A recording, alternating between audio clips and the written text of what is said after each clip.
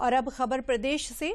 योगी सरकार ने पूर्वी पाकिस्तान यानी बांग्लादेश से आए विस्थापित हिंदू परिवारों को बड़ी राहत दी है। 60 वर्षों से जमीन पर काबिज इन परिवारों को अब कानूनी मालिकाना हक मिलेगा, जिससे उनका पुनर्वास सम्मानजनक रूप से सुनिश्चित हो सकेगा। देखते हैं रिपोर्ट।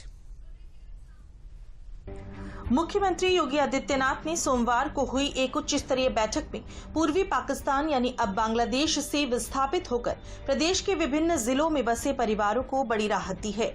मुख्यमंत्री ने इन परिवारों को कानूनी भू स्वामित्व अधिकार प्रदान करने की दिशा में ठोस कार्रवाई के निर्देश दिए हैं। मुख्यमंत्री ने कहा कि ये केवल भूमि के हस्तांतरण का मामला नहीं है, बल्कि उन हजारों परिवारों के जीवन संघर्ष को सम्मान देने का अवसर है, जिन्होंने देश की सीमाओं के उस पार से भारत में शरण ली और दशकों से पुनर्वास की प्रतीक्षा कर रहे हैं। इससे पहले अभी तक इन परिवारों को क्या आ रही थी दिक्कतें, उन पर भी नजर डालते हैं। इन लोगों को जमीनें तो दी गई, मगर कागज अधूरे रहे। कई मामलों में जमीन वन विभाग के नाम दर्ज रही, नामांतरण की प्रक्रिया लंबित पड़ी रही। कुछ लोगों के पास कब्जा है लेकिन वैध दस्तावेज नहीं।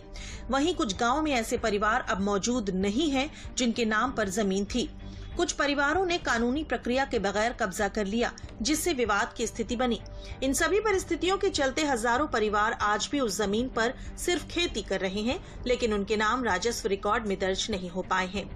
विभाजन के बाद 1960 से 1975 के बीच पूर्वी पाकिस्तान से विस्थापित होकर आए हजारों परिवारों को प्रदेश के पीलीभीत, लखीमपुर खीरी, बिजनौर और रामपुर सहित कई जनपदों में बसाया गया था।